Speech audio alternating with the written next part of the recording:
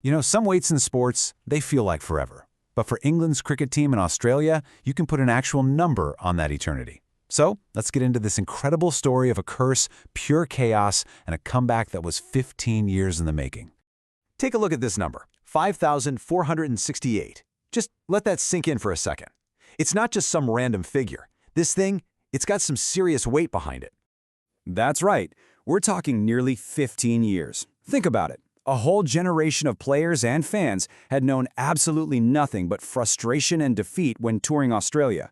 This number, it represents one of the longest, most painful droughts in modern cricket. So to really get why this one victory was so huge, we have to go back and understand the pain that came before it. This wasn't just a losing streak. For England, this was a national nightmare. And what's just wild about this is the sheer scale of the failure. After their last win, way back in January 2011, it was just one humiliation after another. 3 tours, 3 absolutely crushing series defeats. By the time they showed up for this match, they were already 3-0 down, the Ashes were long gone, and they were carrying the weight of 18 straight tests in Australia without a single. And here's the thing. This match wasn't even supposed to matter. It was what they called a dead rubber, a game played for nothing but pride. With the series already decided, expectations were at rock bottom. But, you know, sometimes that's exactly when the magic happens. And the stage for all this drama? The legendary Melbourne Cricket Ground. But the pitch that was prepared for this Boxing Day test, well, it was less a cricket pitch and more an agent of total chaos. And this image just tells you everything you need to know. The pitch was an absolute snake pit. The ball was seaming, bouncing, just doing completely unpredictable things. Batting wasn't about skill, it was a lottery, and pretty much every bowler looked like a world beater.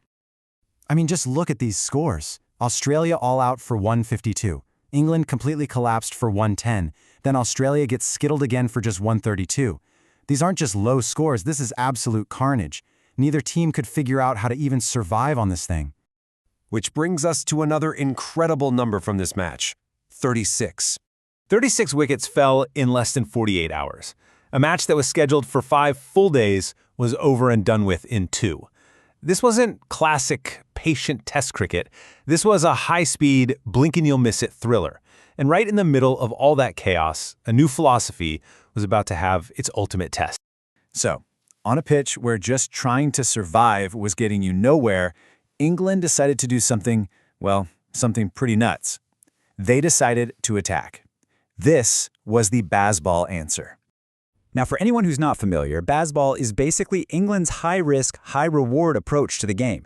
It's all about putting the pressure back on the bowlers, scoring fast, and running towards the danger, not away from it. And you can see exactly what it looked like right here. While other batters were getting out just trying to block and survive, England's players came out swinging. They turned a defensive nightmare into an attacking opportunity. They pretty much decided, hey, if we're going to get out, we're going to go out on our own terms. And you can hear the thinking right from the captain himself.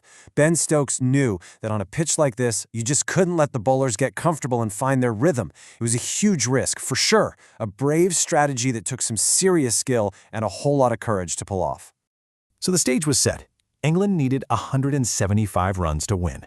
But this wasn't just about winning a match. This was about ending 15 years of pain on a pitch that could produce a wicket at any given moment.